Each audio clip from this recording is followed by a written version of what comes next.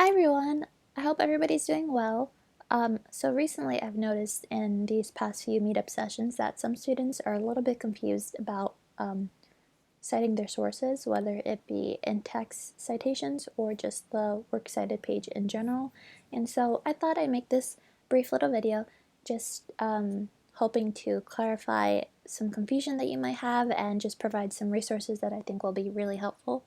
And so the first source that I want to go over is Citation Machine. And so if you don't already use a source like this or EasyBib, I would highly recommend it because these sources basically create your full citation for you.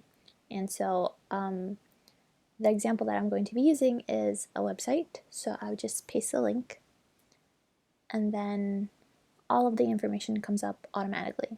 And you do have to make sure that this is correct because sometimes if in an article it'll mention the author's name in the beginning and then again towards the end it'll put it twice because it thinks that it's like two different authors.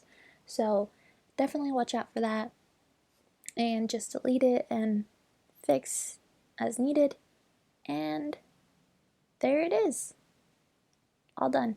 And let's say, for example, you realize that you did this in the wrong format and it's an APA but you need an MLA, then you could just change it here and it'll automatically change it for you. No extra work needed. And so yeah, I would highly recommend this because even if you like to do your, if you like to cite your sources manually, you could do so. So let's say you're citing a book, then you could just click create manual and then you just type it in. And this is great because even if you want to do it yourself, basically everything is there. Like, you type everything in where it needs to be. And this is great for like how some professors will give you PDFs to read and you'll have to use those for your essays. So I would highly recommend this for those scenarios. So yes. And this website is entirely free. Every once in a while you'll have to watch an ad, but that's basically it. Like, you don't even need an account to access this. So the next source that I want to go over is in-text citations. Now this one specifically is for APA, and this is really good to look at because it'll tell you how to cite your quotes, as you can see throughout your essay, and it has every single scenario and basically how to approach it. So definitely refer to this, and they also have one in MLA as well. And yeah, and it's also important to look at how to refer to your authors because it's not always the same. If you have 3 or more, it's going to look different than how it would if it was 2 or less. So now what I mean by that is that if you are referring to an article to authors, then they would both be in parentheses. But if you had 3 or more, then you would just include the first author and then you would write this, and that signifies that there's multiple authors and you can find all the information later on in your works cited. So yes, it's important to try to do to like refer to your sources as accurately as possible because it will definitely help your audience.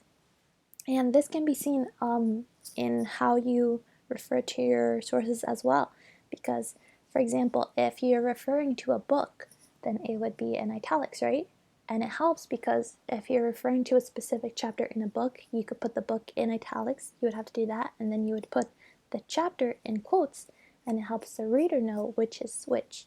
And as you can see here in this example, this in quotes is the article title, and then this in italics is the journal. And so yes, and I actually have some personal examples just so you could see how this would look like in an essay. And so this one is an article. So as you could see, it's in quotes. I mean, it's not an article, sorry, it's a short story, because short stories go in quotes. And yeah, sorry, I was going to show you an example of, oh, here it is. So here I am using a quote from the short story, and as you can see, I have put the author in parentheses. Now, in this specific case, the short story didn't have a publication date nor page number, so I just put the author, and all of that information would be on the OWL Perdue websites that I have showed you. So definitely recommend that.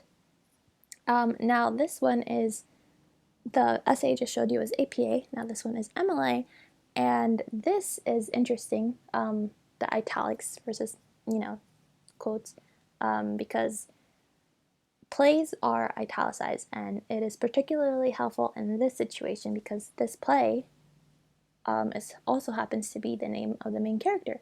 And so as you can see, when it's in italics, I'm talking about the play itself, but when it's just in the regular font, I'm talking about the character. So as you can see, it really helps show the difference between what you're talking about and who you're talking about.